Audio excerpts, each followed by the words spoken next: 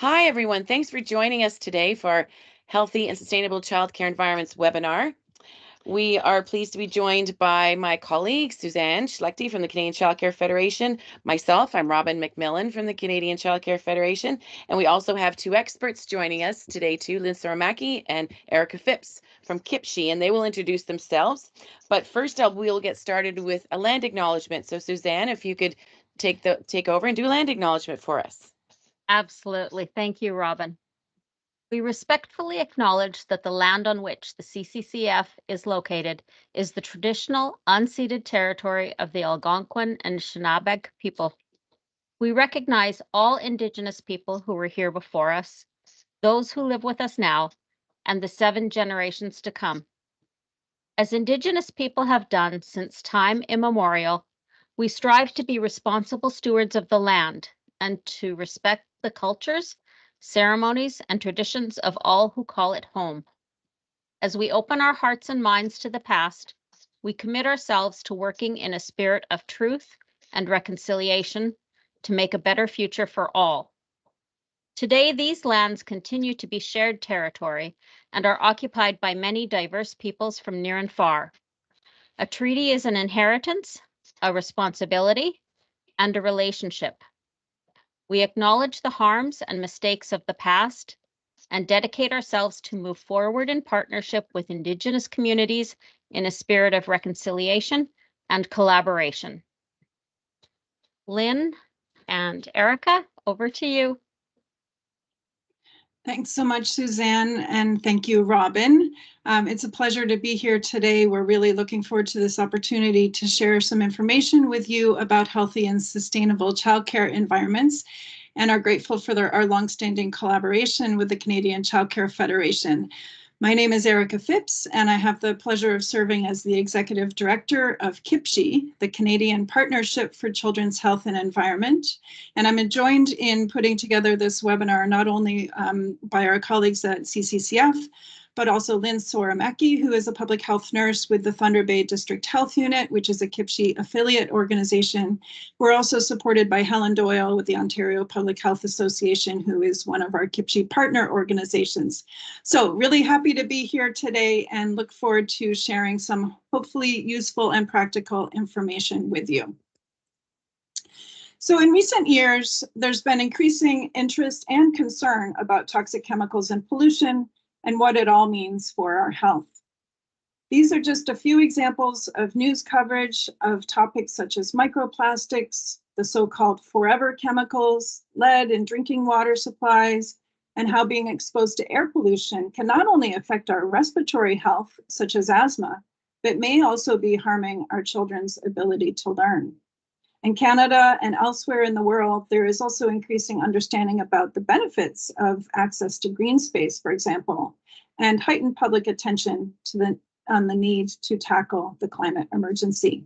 Perhaps some of these topics have raised questions for you, or you've had conversations with colleagues or some of the families of the children in your care about some of these issues. During this webinar, we're going to dig in on some of these topics, starting out with some of the reasons that babies and children are more vulnerable to harm from toxic chemicals and pollution. We're also going to share some action tips and explore the role that childcare professionals, all of you, can play in creating healthier and more environmentally sustainable early learning settings for children. We're going to spend some time talking about simple actions that you can take related to plastics, toxic chemicals that can settle from products into dust, as well as some of the ways to make the food supply and the way that we serve food healthier. We'll introduce you to some resources where you can learn more about these topics and hopefully have some opportunity for discussion. So about CPCHE. CPCHE is a collaborative partnership of some 20 organizations from across Canada, including the Canadian Childcare Federation, that have come together towards the shared goal of ensuring that all children in Canada have healthy environments in which to live, learn, play, and grow. For more than 20 years, CPCHE partners have been distilling key messages from the growing body of scientific evidence of how toxic chemicals can harm children's growing bodies and brains. And we do this so that we can help to equip frontline professionals, including childcare professionals, with practical knowledge on ways to reduce day-to-day exposures to toxic chemicals and create healthier environments for children. So this webinar is an example of the collaborative work we do within CPCHE. And again, I'm thrilled to be working with the Canadian Childcare Federation, as well as our colleagues in Thunder Bay and OPHA, in bringing this information to you today. So over the next 20 or 25 minutes, we're going to share some low-cost tips that you can take to make childcare settings healthier and more environmentally sustainable. Along the way, we'll share some knowledge about why it's especially important to protect young children from toxic chemicals and other environmental hazards. And the bonus in all this is taking these steps will also mean a healthier workplace for you as childcare professionals. And it's a great way to model healthier and more sustainable practices for the families of the children in your care. We're going to spend a little bit of time giving you a virtual tour of the CPCHE Childcare Checklist and Resource Hub, which is an interactive resource where you can learn more and ways that you can go beyond regulatory requirements to reduce toxic chemicals and promote sustainability in your programs. We hope that during this session you will feel inspired and also empowered. It's our hope that each of us will leave here today with a commitment to take one or maybe two new actions starting tomorrow or over the coming days and weeks, or simply a commitment to learn some more. So what is the concern? We're going to share a little clip from one of our CPCHE videos. This is the top 5 tips video. And the reason for sharing this clip is to just give you a little bit of information about what it is that makes babies and children more susceptible to the harm that can be caused by being exposed to toxic chemicals and pollution. Harmful chemicals that stick to dust, fumes from household cleaners and renovation products, chemicals in plastics, and mercury in fish. All of these can have harmful effects on the growing brains and bodies of babies and children. Compared to adults, babies and children take in more toxic substances from their environment because they eat more, drink more, and breathe more for their size. Also, sticky fingers and toys can carry toxic substances that have settled into dust into curious mouths. Development starts in the womb and continues through childhood. The brain, immune system, digestive system, lungs, liver, and kidneys are still being formed as the baby grows up. Because all of these systems are not fully developed, babies and children are at a greater risk from toxic substances. Let's look at the brain, for example. Exposure to toxic chemicals while the brain is being built can harm how the brain is formed and how it functions. This interruption can have lifelong effects on behavior and the ability to learn.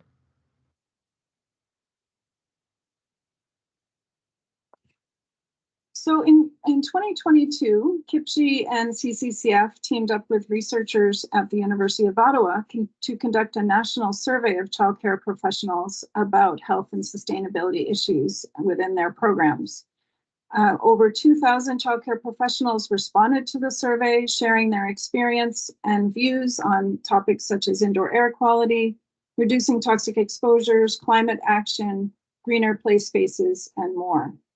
So the findings from the survey reveal that childcare professionals are concerned about a range of issues. Overall, about 2/3 of respondents were somewhat or very concerned about toxic chemicals in products, outdoor air pollution, children lacking connection with nature, climate change, contaminants in food and in water, poor indoor air quality, hazardous chemicals in cleaning, sanitizing, and disinfecting products, as well as plastics such as bisphenol A, BPA, and microplastics. Respondents also talked about the conditions that they were seeing in the childcare settings where they work. For example, about 1/3 reported that there was peeling paint on walls, woodwork, or other surfaces. And as you may know, Older paint may contain lead, which is hazardous to children's developing brains. About 1 in 5 reported having lead in the water service lines in their program. Only about 20% had reported that their program had been tested for radon gas, which is a naturally occurring but carcinogenic soil gas that can build up to harmful levels indoors. 2 out of 5 had reported that their program hadn't yet been tested for radon, and about 38% were unsure. 22% reported that pesticides are used indoors in their programs on a routine basis. Just under a third reported noticeable air pollution or fumes, for example, from renovations or a nearby industry or roadway. More than a third reported being affected by wildfire smoke, a growing concern across Canada in the past 2 years. And about 1 in 5 reported mold or a moldy smell. Respondents also reported on practices that can actually lead to increased exposures to toxic chemicals. For example, about a quarter reported the use of so-called air fresheners, which contain harmful chemicals, including phthalates that are linked to endocrine disruption and other harms to child development. Just under a quarter reported using artificial turf indoors. Those plastic particles can break down and carry with them toxic chemicals as well. Positively, respondents also talked about some of the practices that they're doing that can decrease, that are protective of child health, such as avoiding the use of antibacterial hand soap. Doctors and experts recommend using just regular old soap and water. There is no need, and there's no appreciable benefit of using soaps that have antibacterial chemicals in them. A number, just more than 2/3 actually, we're working towards a fragrance-free environment, again, reducing exposures to the chemicals that are used in artificial fragrances. And just over half we're working on addressing vehicle idling during drop-off and pickup times. So I am, with pleasure, now going to pass it over to Lynn Sorimaki, who is going to share some of the tips in the areas that we're going to discuss today. Over to you, Lynn. Hey, Erica, thank you so much for the introduction, and I'm happy to be here today. Our first area of focus will be related to plastics and why is the concern. So essentially, plastics are useful, but they can also be a source of health risks. And plastics production, use, and waste are associated with numerous challenges, including unsustainable resource use, greenhouse gas emissions, and pollution. Plastics also break down over time into microplastics, which can be found just about everywhere in lakes and in the ocean, in the soil, in our food supply.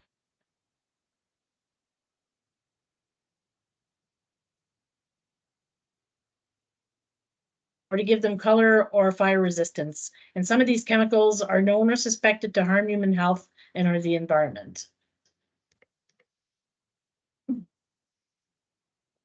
So next slide. So there's ways to decrease our exposure to plastics. And just before we start, going back to the survey that Erica was discussing earlier with the childcare providers, 53% of the survey respondents had reported that children in their program play with toys made of PVC or vinyl, and 43% reported the use of vinyl-covered sleeping mats or cot mattresses, and 22% reported that their programs use sleeping mattresses made out of polyurethane foam. And so in terms of what we can do to decrease our use would be things like choosing safer plastics, namely avoiding plastics with recycling symbols 3, 6, and 7. The recycling symbol number 3 is the one that's related to polyvinyl chloride. And so you want to replace those vinyl toys with safer options. Look for PVC-free and phthalate-free labels. You want to avoid those that say vinyl or PVC on the label. And if you can't find anything on the label, one of the telltale signs a lot of times is avoiding toys and other plastic items that have a strong chemical smell. You probably have smelled that if you were buying shower curtains that were made of vinyl. Once you open the package, it can smell really strong. And so the other thing you can also do is opt for non-vinyl sleeping mats. And if you are using vinyl mats, you want to cover those with washable fabric and dust and bust the areas frequently. In terms of foods we eat, as well as the ways we heat our food and serve and store them, can also have an effect on our exposures to toxic chemicals and the potential to harm to health. Next slide. So in terms of getting drastic with plastic when heating and serving food and drinks, you want to avoid microwaving in plastic, even if the label says microwave safe. You want to allow food, your drink to cool before transferring to plastic serving containers. And also a great tip is also to opt for fresh or frozen instead of canned foods to reduce that exposure to BPA and the replacements that are found when it is BPA free used in the lining of cans. Of the survey again, some of the results that was found was that 45% of respondents reported that staff in their programs heat food or drinks in or pour hot food or drinks into plastic containers. Next slide.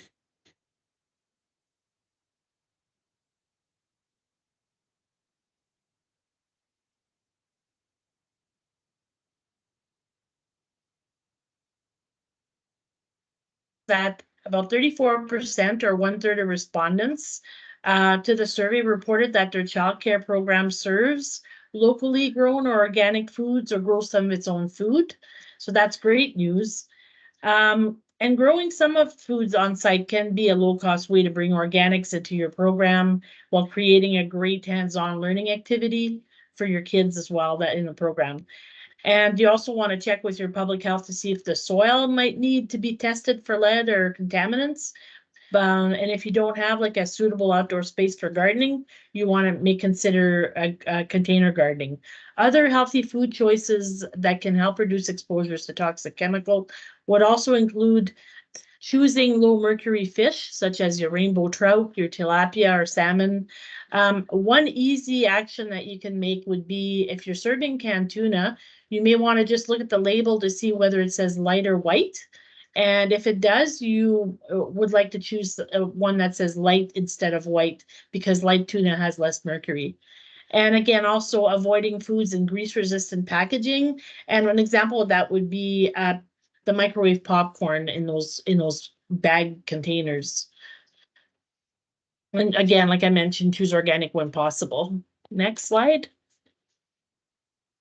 The other thing around nutrition too is that good nutrition can also help protect against harm from certain chemical exposures. And so things like having enough calcium can reduce the harm from that exposure. And also, if you provide a diet rich in fiber, that may also reduce the harm from forever chemicals, which are the PFAs, also known as that term. Next slide.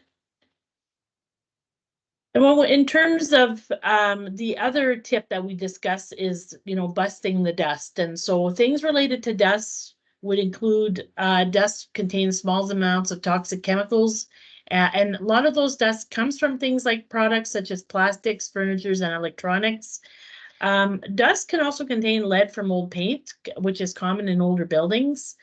And contaminants that are tracked in from outdoors can also end up in dust. And of course, chemicals found in dust can harm children's health. And so contaminants that are tracked in from outdoors, it's, an easy thing to do by, making sure that you have some actions that you do that you're preventing that from happening. Next slide. And some of those tips would be to reduce as much dust as possible would include frequently damp mop or vacuuming fluid. Routinely remove dust from surfaces with a damp cloth. You don't want to dry dust because that'll just send everything back in the air like our little video tells us.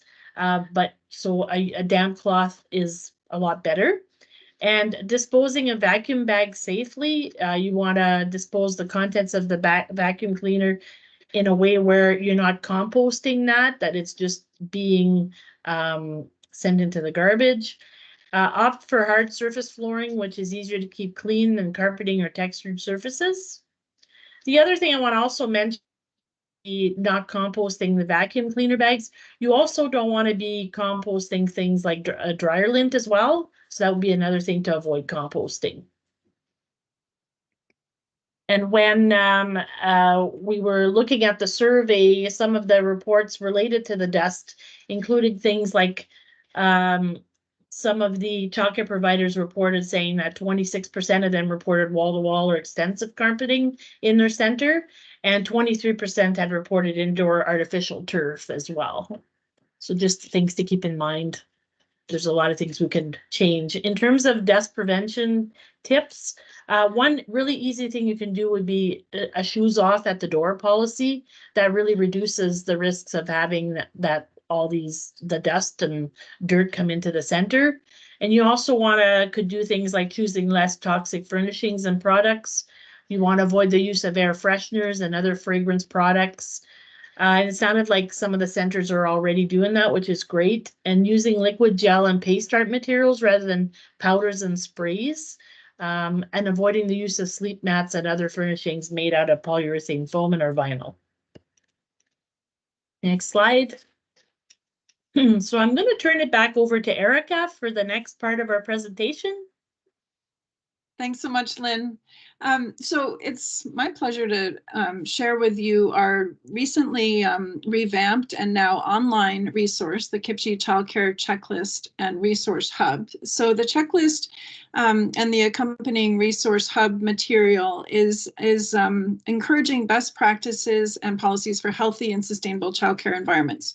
So it's a menu of options that go beyond the core regulatory requirements to support childcare professionals and actively incorporating various protective measures and sustainability actions in their day-to-day practice, including some of the tips that Lynn just walked us through.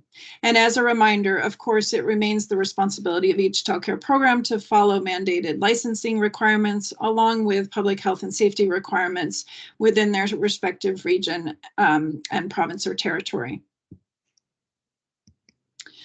So within the childcare checklist, which is on the CPCHE website, there are 9 topic areas.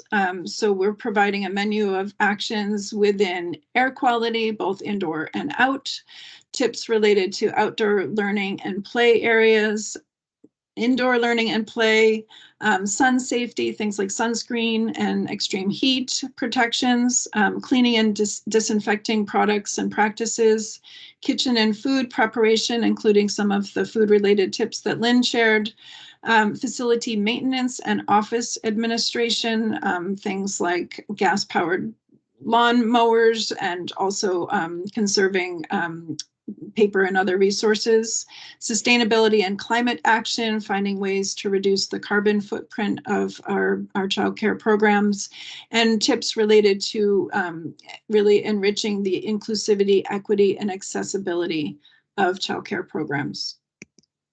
So if you were to click on one of those 9 topic areas on the web page, you would get, so I've clicked on the air quality topic, for example, here. You would see that there's a number of different subtopics there. So we could choose something related to outdoor air quality, such as the Air Quality Health Index, or pick something related to indoor air quality. So number of options here, the shoes off policy that Lynn mentioned, bust that dust, issues about carpeting and mold, fragrance-free, radon, etc. So in this instance, I've clicked on ventilation, and just to give you a window into what it looks like. So within each of these subtopics, you're going to get a little paragraph that talks about why is this important? What's the issue here? Why is it relevant for children's health? And then a number of bullets about specific actions that we can take. And we've really tried to make them simple, straightforward, low or zero cost whenever possible.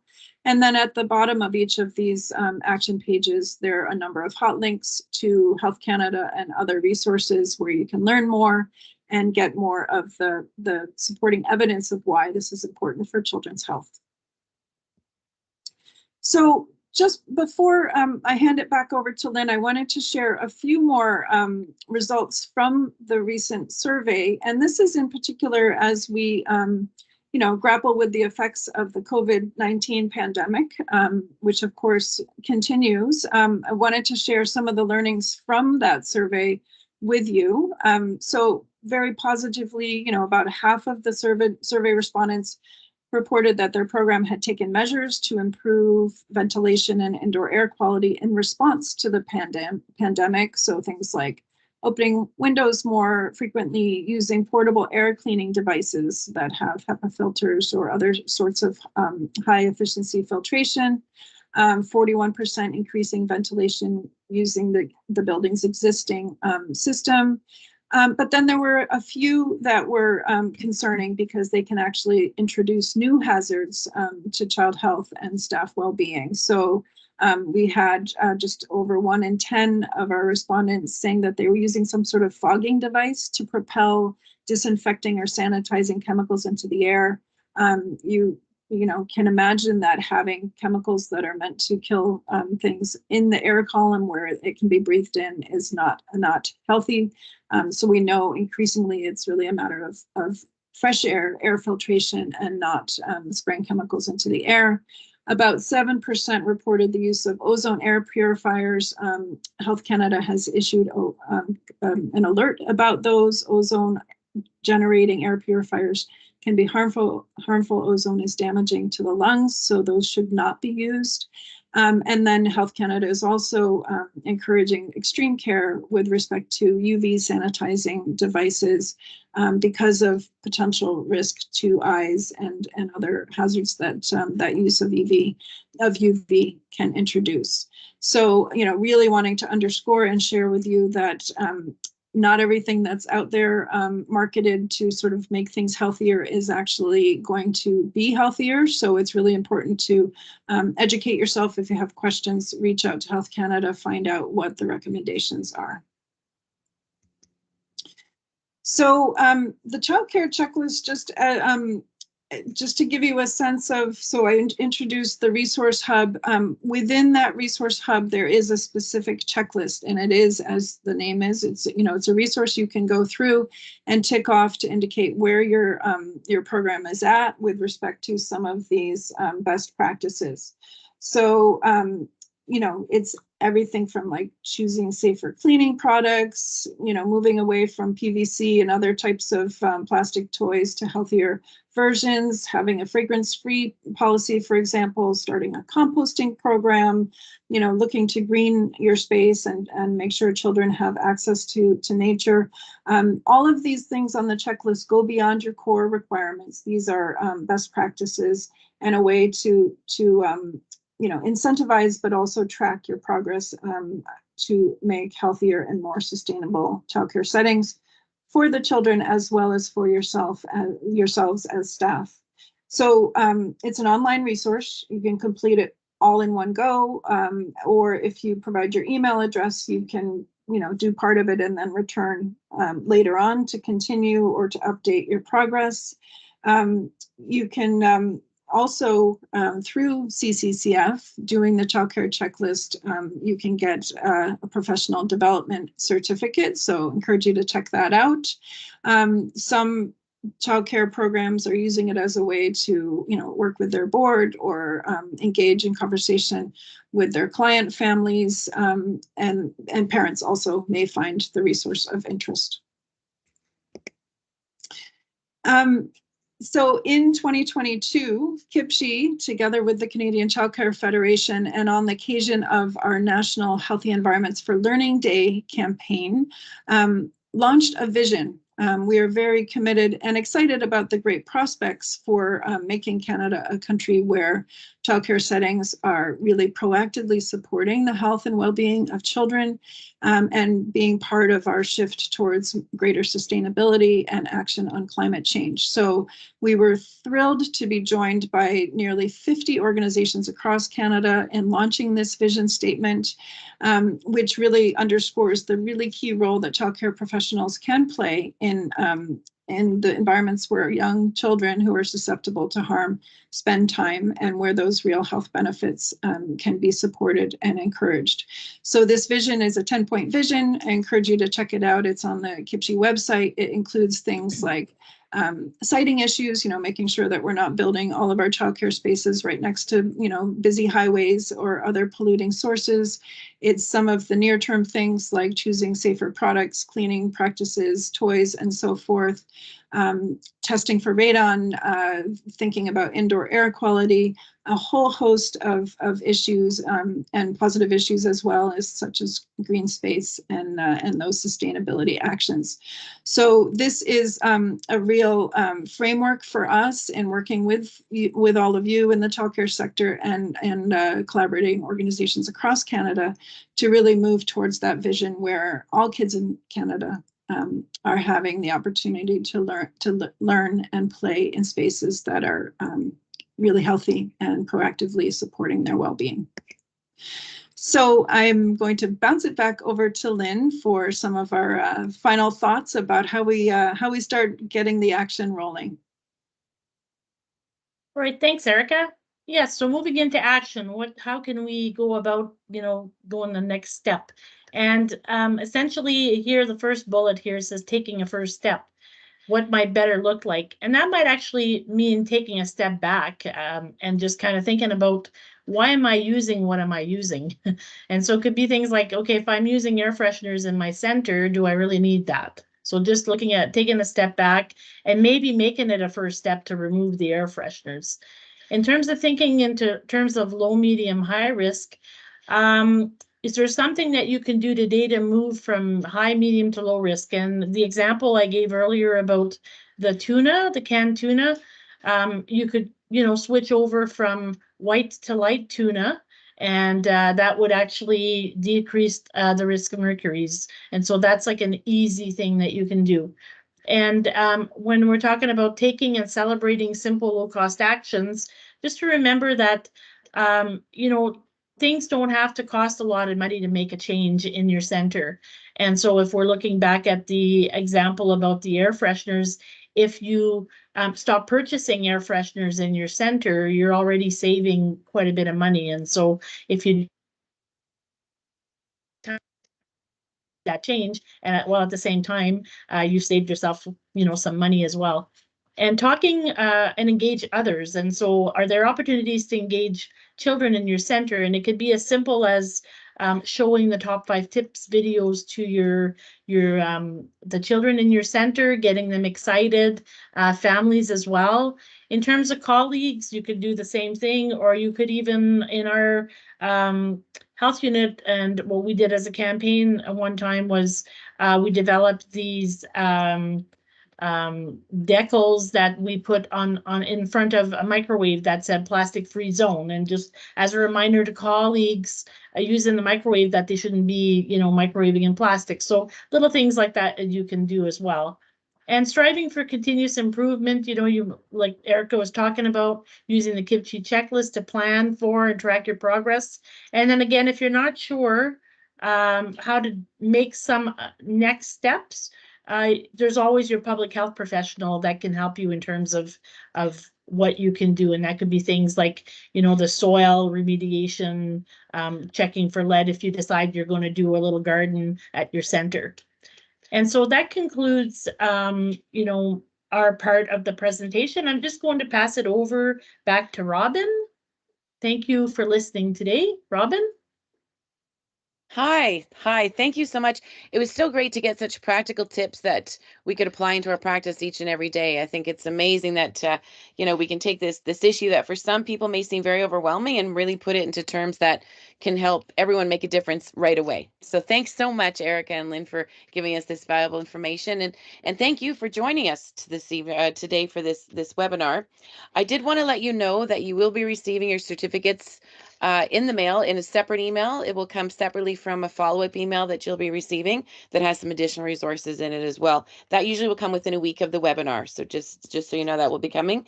And you will be able to access this webinar in a replay version, but you won't be able to get a certificate for the replay version, just for the live event. But you'll be able to access that on both the CPCHE website and the Canadian Childcare Federation YouTube channel as well. There'll be links for that within the follow-up email that you'll receive. So thanks again. And if you have any further questions, really be sure to reach out. We're all happy to answer your questions and any comments you might have. And Erica has left her email right there too. And there's also Helen, another one of our colleagues, who has her email there. So please feel free to forward any questions or comments to us directly as well. So thanks so much, and everybody have a nice day, and get out there and apply some of these tips right away. You'll feel so much better. Thanks so much. Thank you, Robin. Bye. Thank you.